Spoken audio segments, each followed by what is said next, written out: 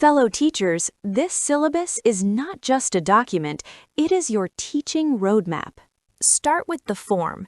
This tells you the learner's level. Here, it's Form 1. Next is the subtopic, History of Computers. This is what you must teach. Now, look at the specific competence. It says learners must demonstrate understanding. That means no cramming. Learners must show what they know.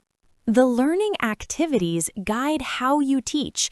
Discussion, analysis, real examples. You become a facilitator, not a talker. Finally, the expected standard shows how well learners should perform. If they can explain the evolution of computers, you have succeeded.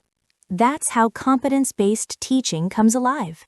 In competence-based learning, teachers focus on skills, not memorization. The syllabus